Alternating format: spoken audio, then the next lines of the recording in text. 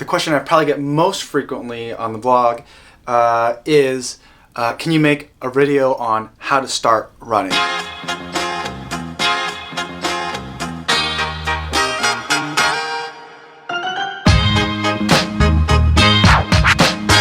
So today is going to be a video that I didn't think I would ever really make. I'm not exactly sure I'm qualified to do that. Not that I'm not qualified.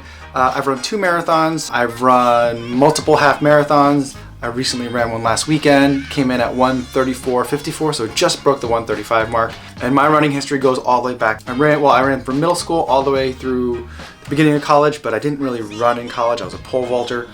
We did as little running as possible.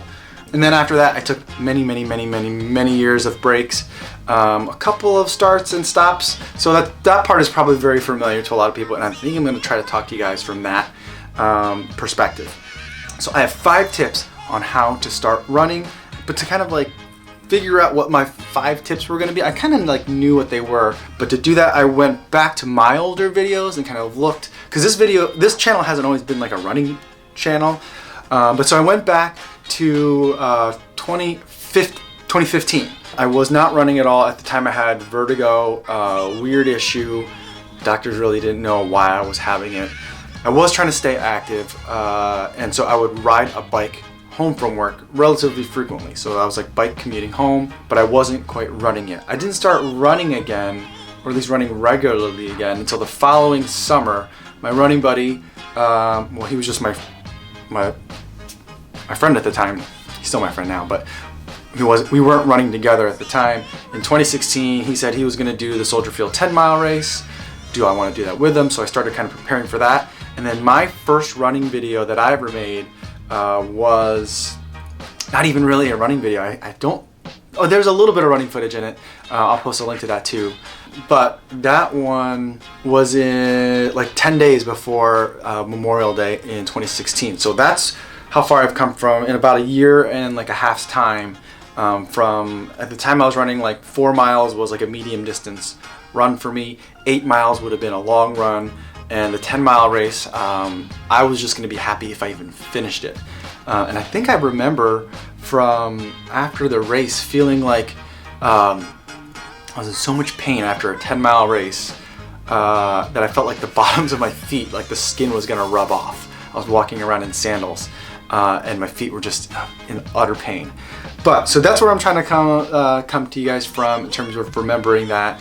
And so here's my 5 tips.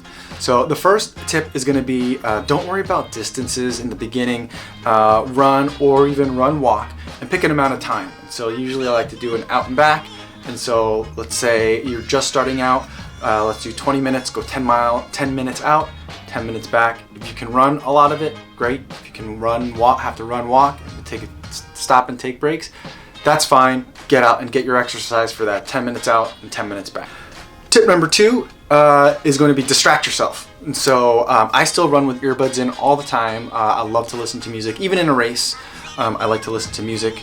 The other thing that I do a lot of times, and I remember doing a lot, I would try to like meditate and just zone out. And the way that I would do that is, I would look at a static point way in the distance and kind of just like focus on it and then let my eyes relax. Kind of like you're looking at that like magic 3D eye kind of thing.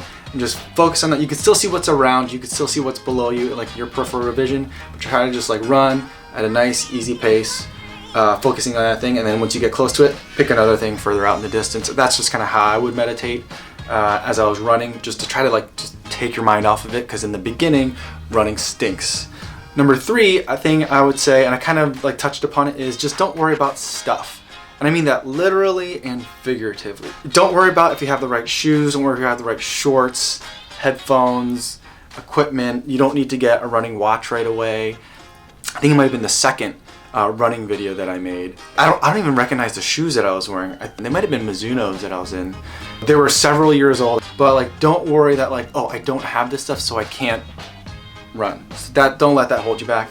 The other thing I would say, don't worry about stuff, is don't worry about am I running fast enough. Don't worry about am I running with the correct form. Don't worry about any of all those other things. If you have a funny gait, and I think I run a little bit funny, I think the faster you run, the more like optimal your stride becomes, but that's kind of another.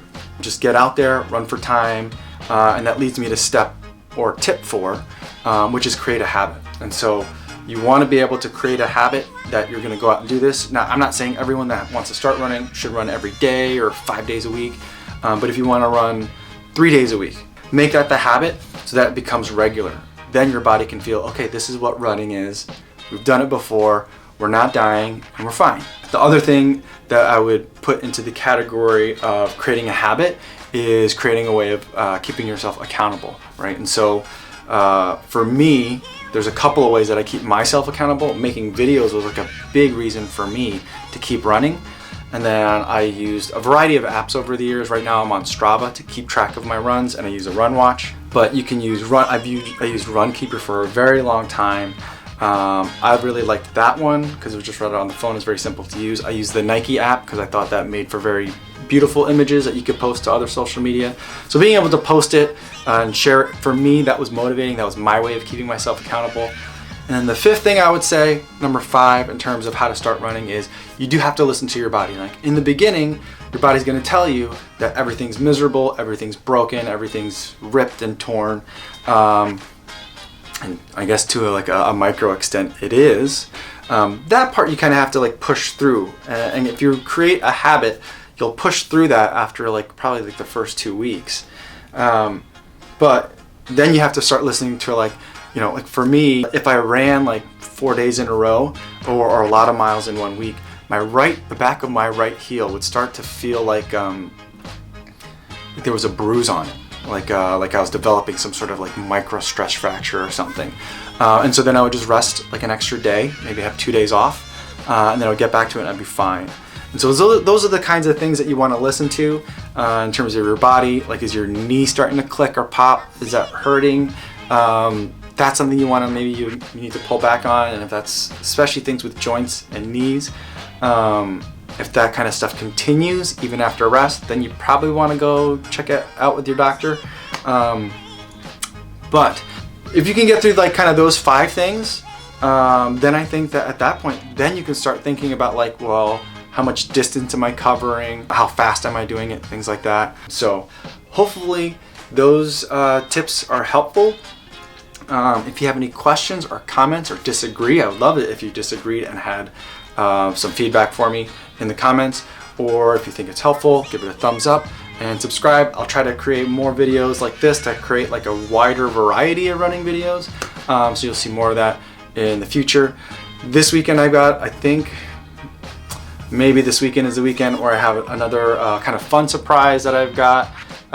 One that I meant to do for last week, but things happened, and so I think I'm going to move that to this week, but I'm going to kind of ratchet it up a notch in terms of what I'm doing. So we'll see how that goes. But thanks for watching, and I will see you out there.